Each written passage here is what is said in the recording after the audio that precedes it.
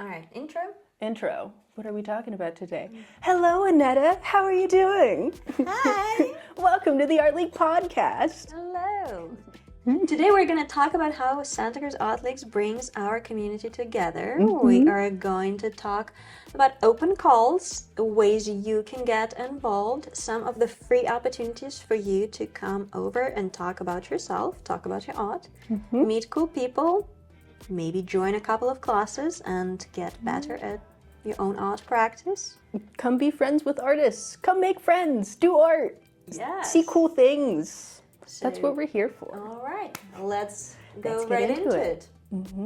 Okay, since we are talking about community outreach and the ways that art and Art League help bring people together and contribute to our society, I know that we have new volunteers here in the Art League. So, Grace, I was hoping that you can tell us a little bit more about the ways maybe one of you guys can come and bring your efforts and your energy and your talents to the greater good of the Art League. Yeah, of course. There are lots of ways that people can help out. I think that the most recent thing that's happening is there's going to be a community gardening day in the beginning of May. I want to say that it's May 5th, but We'll put it on the screen right here. yes, right here.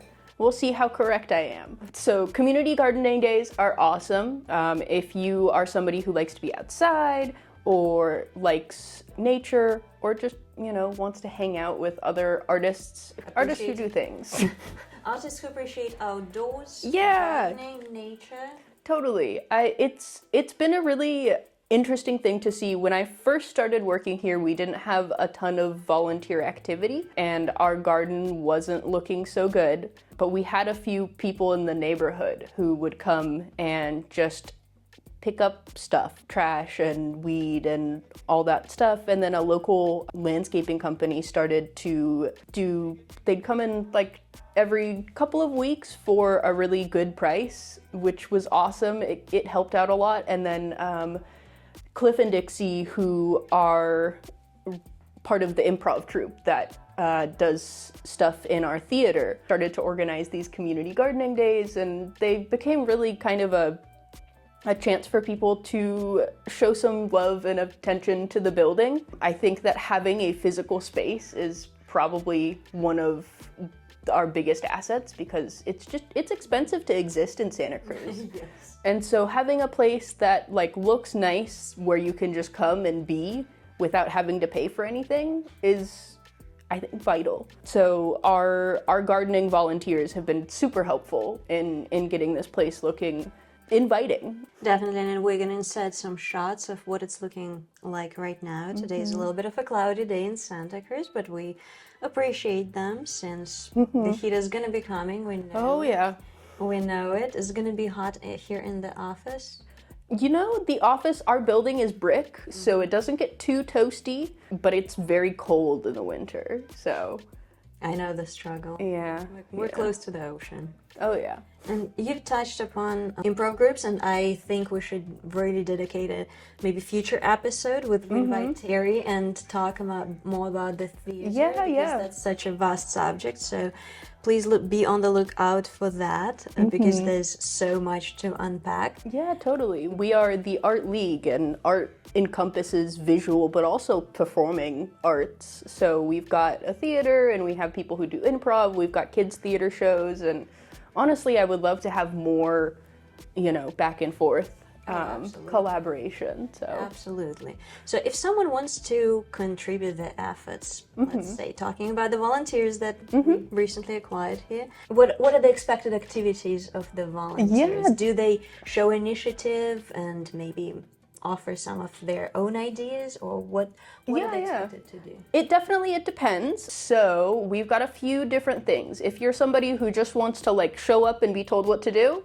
that's fantastic. We have ways for that to happen, with the community gardening, or maybe you want to come and help out during a First Friday reception. Those are things that we definitely need people for. It might be a little bit more physical, but I always feel like it's a really good chance to come and meet people and talk to other artists, and especially at the receptions, you get to talk about art. Usually the artists who are in the show are there too, so you get to kind of get like an inside scoop. You know, I'm always a proponent of like shameless self-promotion. If you're an artist and you come to help out at our first Friday reception, like bring your cards with you, you know? Tell people your social media.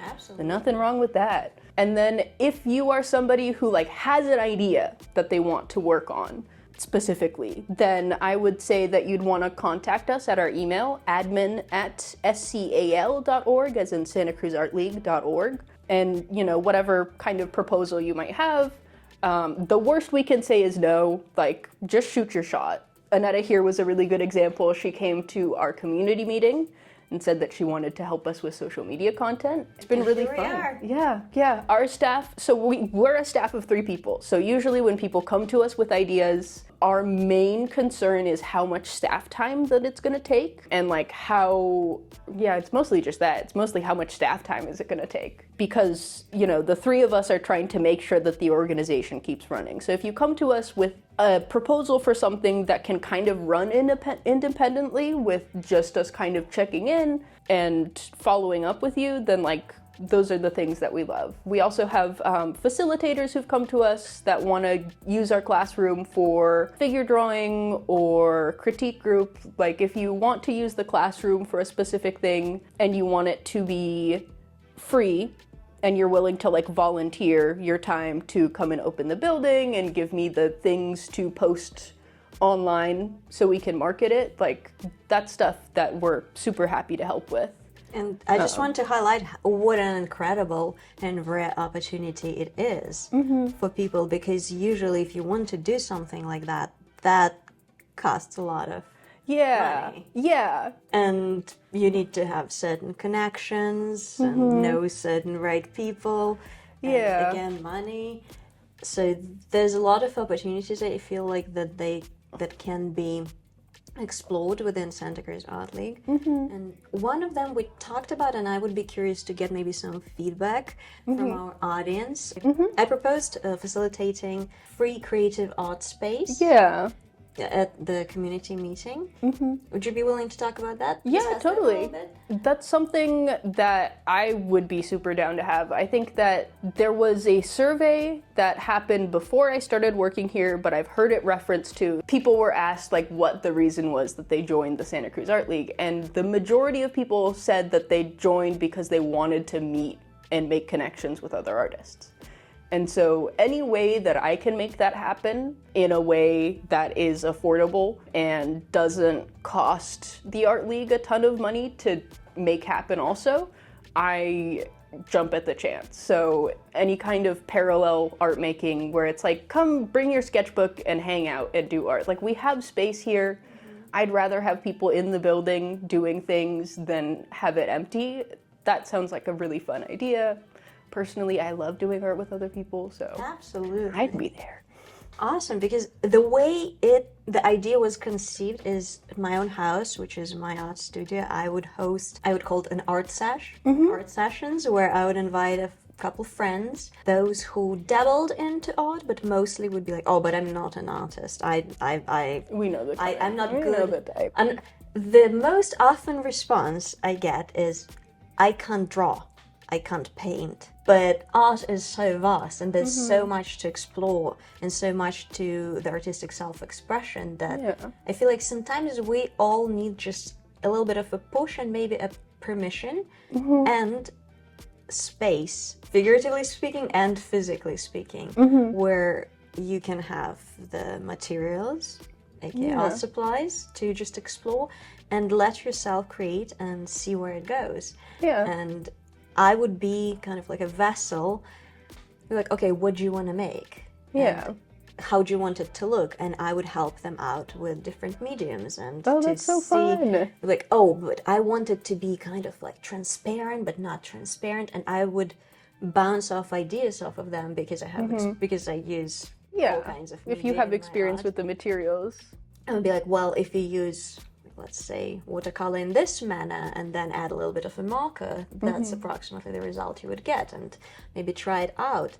And sometimes I would do kind of semi-guided workshops where would, like, if you have like, let's say, sorry, I got distracted by the kitty. There's a cat outside. ADD. Sometimes I would facilitate something like a guided exercise when, like, let's say if there's an existential issue that you have or certain thing you are working through, and I feel like a lot of us as artists, that's what our art is. We're emotional. Oh, people, yes. I mean, people in general are emotional, but you know. And art is a great, safe, and beautiful way to find the resolution for those feelings. Definitely. And sometimes being like, that's okay to take space, that's okay to ruin the page. And I feel like that space to host people who just want to create without being like an artist, even though if you create art, you're an artist, and I feel like everyone should embrace that. It's just a label. I think my version of that, when I lived at the tannery and then I moved away from Santa Cruz for a hot minute and then I moved back. But there is this artist, Maha Taitano, who lives at the tannery also, and she would host Tuesday evenings. She'd host an art night at her place. She would just text a bunch of her artist friends and be like, hey, art night at my place tonight. Everybody would show up, bring some snacks and their sketchbook, and just draw, talk about projects that they're working on, or, you know, a little gossip or whatever. It's just a good chance to catch up and have some tea and get your pencil mileage in. I think that when you're around other artists making, then you kind of like bounce ideas off of each other, or maybe you get a little bit braver to do something because people will... I think nobody loves art more than artists. So if you're working on something and they like it and they go, oh my God, that's so cool. And you're like, you know what? Maybe I'm gonna take this step further, and, you know, it makes you brave. I think that it's such an awesome process. Absolutely. I mean, like, oh, where you? I see where you're going with right? this. Yeah. Bounce up ideas like, oh, but what if you do this? And for me, being challenged is something that I personally really enjoy in my practice, and especially for people with different levels of art experience, hearing maybe feedback or suggestions or questions. Sometimes, most often, it's just like a question of why is this here? Why is this? It also makes you more intentional with your art, which I think is kind of the difference between like making art for the sake of making versus like making art with like an end goal in mind, is like the intentionality of what you're doing with your medium. You know, I think both of them are such an important part of being an artist. But intentionality is something that you have to like train a little bit. Or, you know, maybe you're somebody who's always super intentional and you need to let loose. That is also, that happens. That's a really great point. Because I think in the previous episode I spoke about the element of randomness and allowing that sense of letting go of control, but also having a sense of general direction. And I feel like we can correlate it to maybe an idea of the show. It's like the common idea that brings the show together, like in one room, in one gallery. There's intention behind how things are organized and placed. Of course. But each artwork is so different, and sometimes if you bring two pieces together from, like, let's say, opposite ends, they might not necessarily make sense next to each other. Yeah. I think that, you know, it's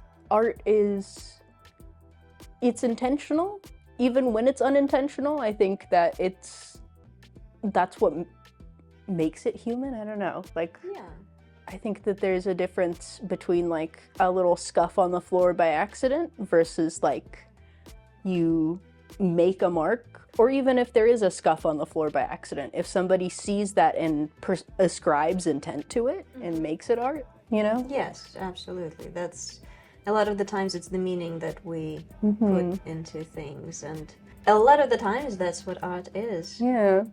Anyways, we're getting philosophical here this morning. And I just think it's so beautiful to have this space of like-minded people. And we spoke a little bit about the classes that we offer here at the Art League. Yeah. And that's another container in which you can explore your talents. Yeah, class is honestly a great sense of community. And I will say that, like, as somebody who does art, one of the things that has improved my art the most is taking art classes, which, like, of course, duh, but that was like pivotal for me because I had like never taken art classes. I was like, never ever took any art classes. And then I took a drawing class at Cabrillo and I was like, wow, oh my God, such a difference.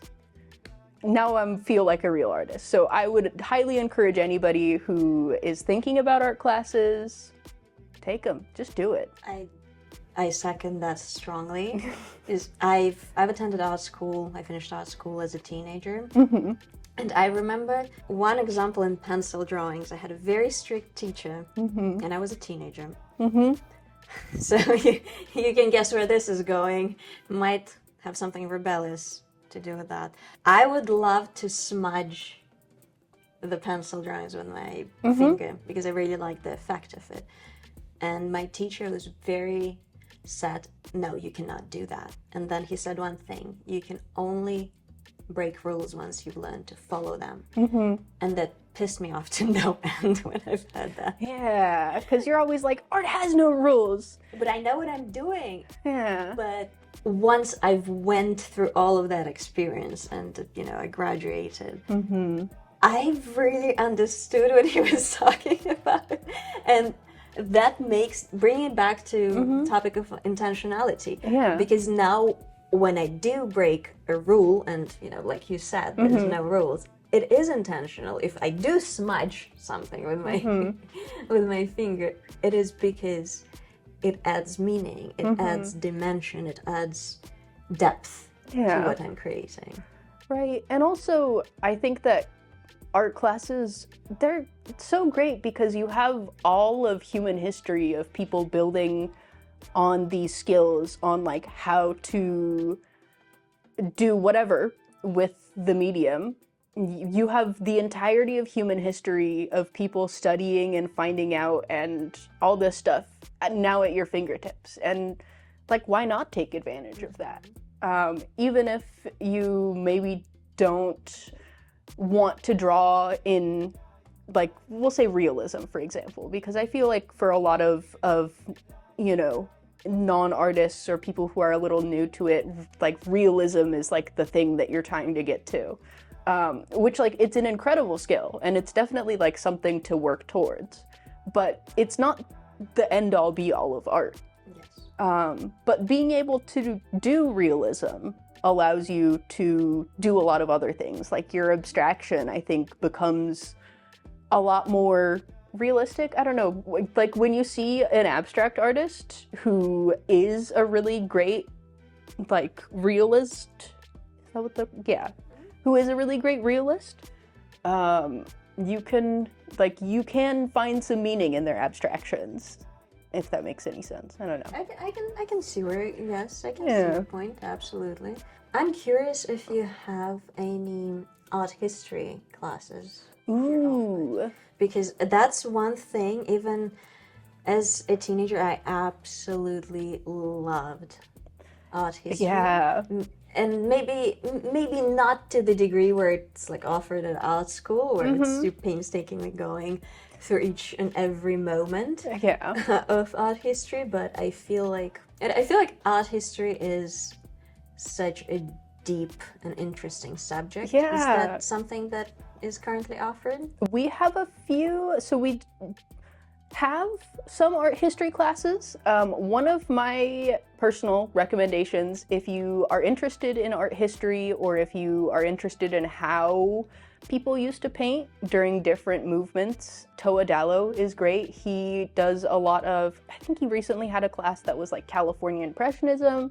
So it is in oils and acrylics and like a how to paint class, but it's also an art history lesson where he kind of talks about like how the period style came about and like what the goals the people who were part of this movement were trying to attain. Yeah. Because with every art history and like every art movement, you know, there's different reasons for it, whether it's like a new medium, whether it's something going on like socio-politically. Yes.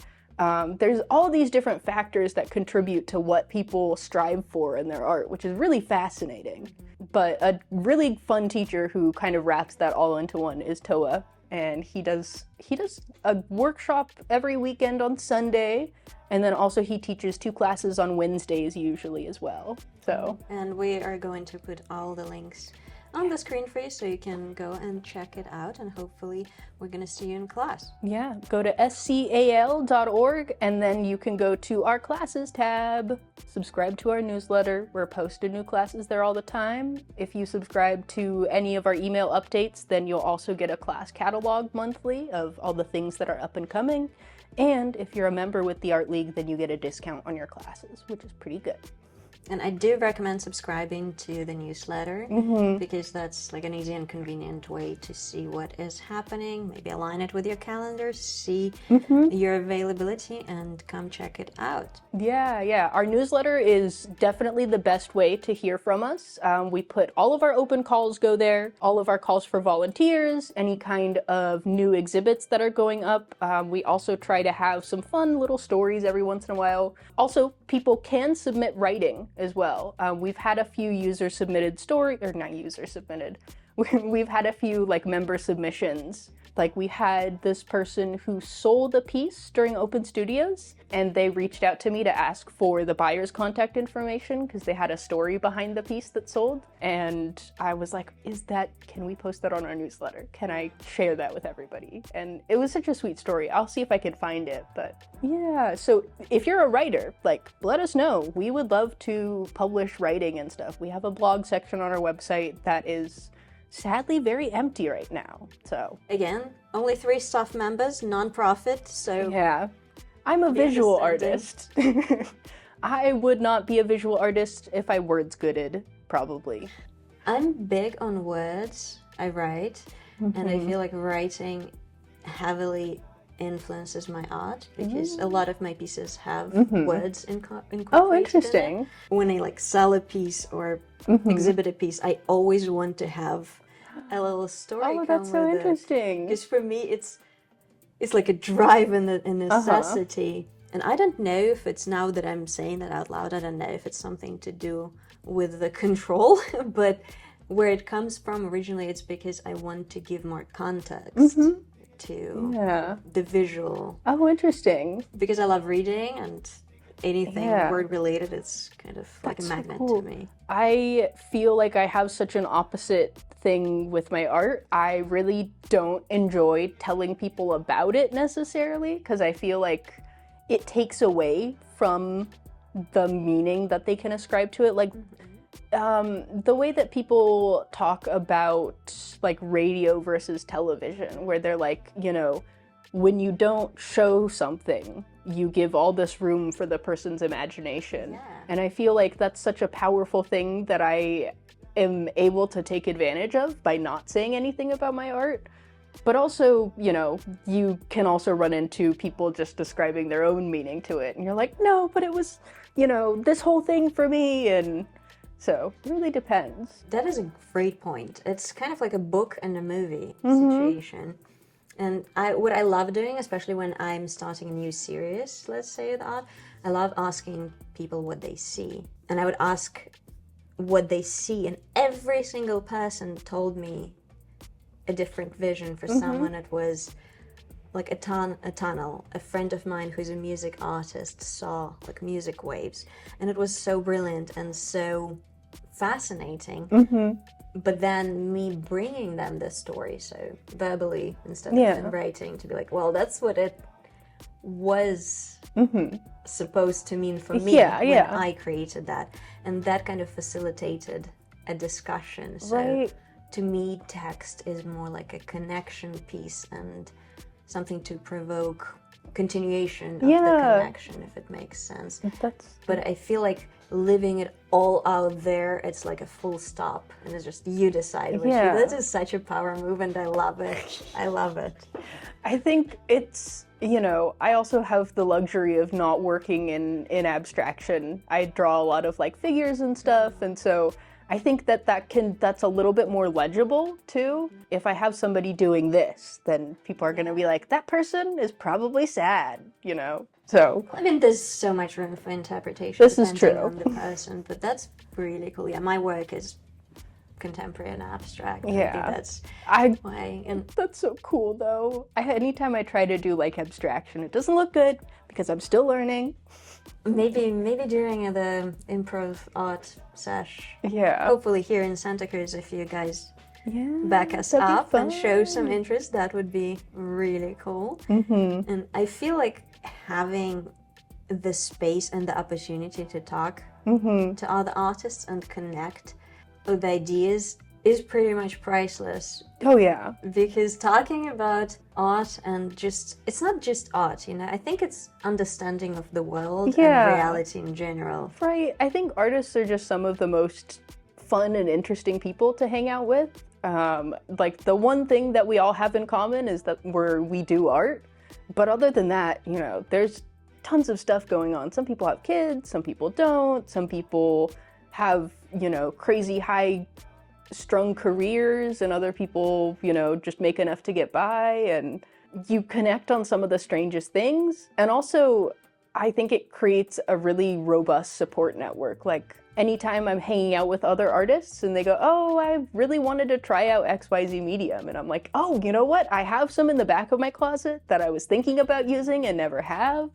Let's do it. Yeah, right? It's like, it's very communal activities. I think it's just, everybody needs community. I think it's so important to have a group of people who you can come and hang out with, and like, you know, regardless of what's going on out in the world, you have some people that you can come and do art with. I think that's really powerful. It is. And especially if you're not the most social person, Mm-hmm. like myself, Yeah. it can be a little difficult for me to reach out and gather with people. Yeah. That can be a challenge, and that can be like, you know, Yeah. a reaction of like, I'll pass, no thank you. But I feel like art is that common Right. glue that brings us all together. I'm also a little antisocial sometimes. I struggle in big gatherings, but if I have an activity to do, or if I have a prop to talk about, then I am much better at socializing. I think it takes like the initial stress off of like, how am I going to make a connection with this person? You have a thing that you're doing together, you know. Common interest. Yeah. You came to one place and a common goal in mind. Yeah. And an interest that you share. Totally. Or even if you're just like, I just want to do art while people socialize around me, that can also be pretty great. I do that too. When I'm like feeling a little antisocial, I'll be like, oh, I'll go hang out with my friends, but like I'll be on my sketchbook and they'll just like be doing stuff. Very safe and cozy activities. It is safe. And that's a good point. Art does bring that sense of safety. At least to me, I don't know, you sound in the comments, but art brings that sense of security. It's almost like something that roots you Yeah. down It's a to little, the keeps you ground. tethered. Because I mean, it's a craft that's been around for as long as humanity has been around, so that only makes sense. That's kind of like a ritual that we're all Yeah. doing to stay grounded, and not Right. to go on my regular spiel, but everything we know about history of humanity is because of art, because of artifacts that were found, like little sculptures, pottery, Yeah. visuals, cave painting. We know how humans lived and what humans did because of art, and that's why it's so important. And who knows, maybe, you know, in thousands of years they're gonna discover this art league. We're still gonna be operating. Yeah. We've been here for 100 years. I hope that we're around for 1,000 years. I definitely hope so. That'd be pretty cool. You guys can help us out. You know the ways. Yes. SCAL.org. Donate to us if you would like us to last for 1,000 years. Oh, I wanted to talk about the interns while we're here today. Oh, the internship stuff is happening. Yes. And our open calls. We have a few open calls now. A couple of weeks ago, we had our first week of the internship. The internship is called Curate This, and we do it in collaboration with the UCSC's HAVC department. That's History of Art and Visual Culture. So this year we have 3 interns, but they come and they build their own pop-up exhibit and curate it. So They come up with the theme, we kind of guide them through writing a prospectus, but like, you know, they're college students, so like they're fast, they get it. Very cool theme. Open Call for Transmutation is out now. If you are a college student or you are taking any college classes, then you can submit to this show. It is going to be curated by our interns and potentially a guest artist juror. We have not found the person just yet, so it's still a little up in the air, but it helps us to separate it from like a traditional student art show so that the students who are participating in the show get something on their CV and we're able to connect them to the greater Santa Cruz community from up on the hill. And then also we have an open call out right now for Metamorphosis, which is our student teacher show. I know that the themes are a little bit similar, but they were arrived at independently, and I think that we just have like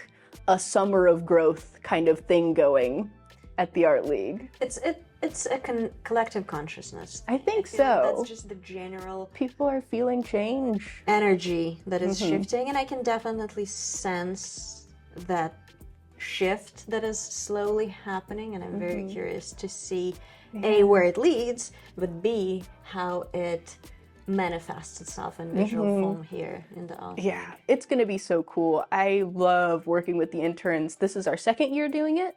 Last year we had 2, and their theme was climate crisis, which super cool, and we got some submissions from UCSC students, and also we had a couple local artists do some installations as well for the show, so it was kind of like a mix of student and realized artists in the community.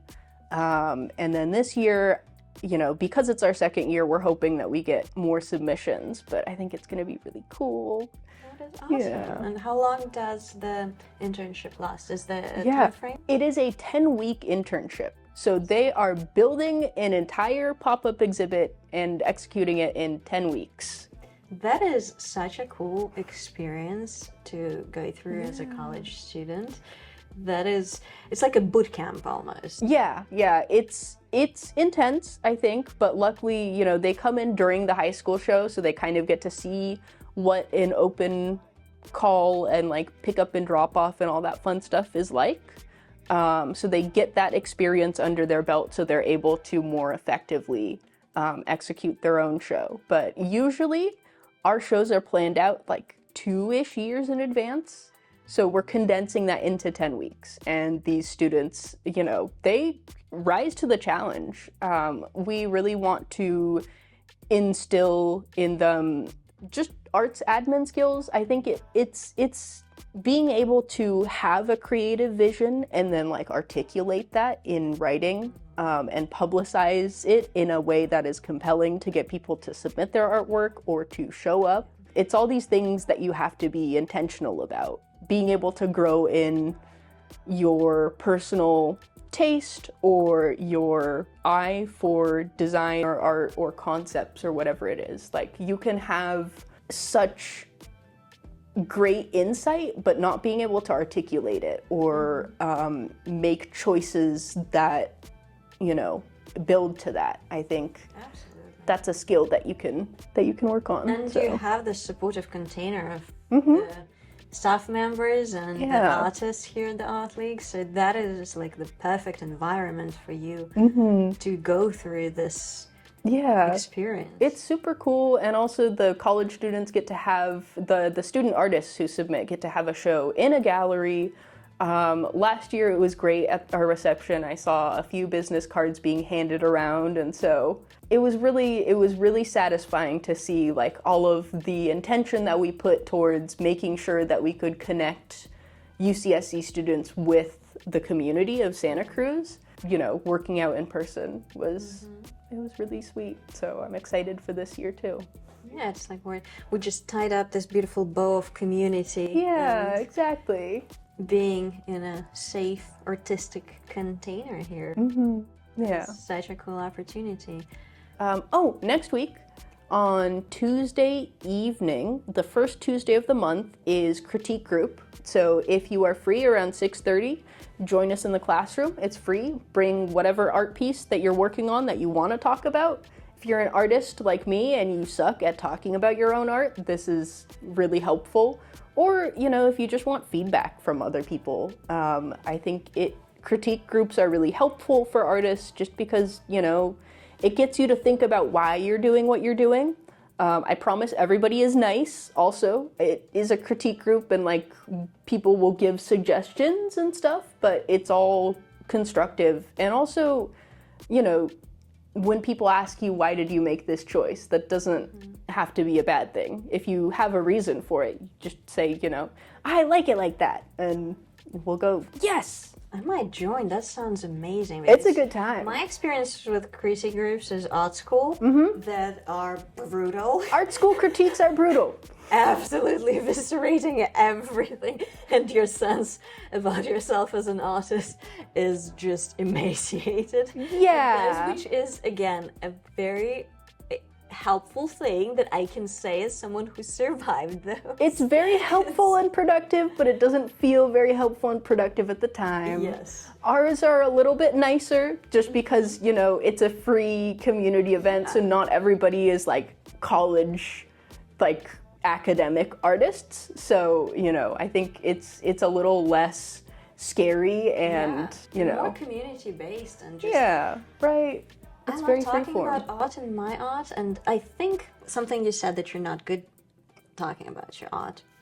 I would challenge you on that because I think a lot of the times it comes down to being asked the right question. Because sometimes, in my experience, when I see an artist piece and it takes one simple question that is kind of like a hook that opens the floodgate and gets artists talking about... That could be it too. Or, you know, I feel like a lot of my art is like intuitive, and so I don't always think about it, and so going to critique group and like actually thinking about why you're doing the things that you're doing, and you're like, oh yeah, okay, I think this is what I meant. I'm so fascinated by this, and I'm 100% joining because it's so interesting to see how different everyone's process is. Yeah. It's just being introduced to that and being faced with someone whose process is different, I believe brings so much depth into your own artistic experience, and just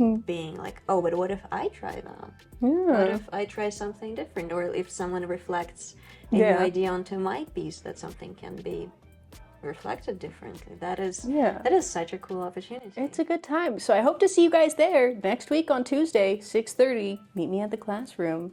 Beautiful. Let's talk about our art. I want to see your stuff. Yes. I think that's it. I think that's all we have. Okay. Yeah.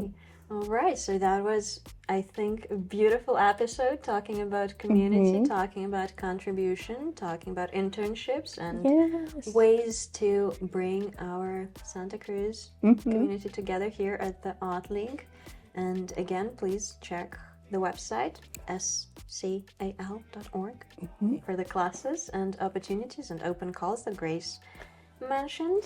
Yes. And we hope to see you soon. I hope so. Bye. Bye.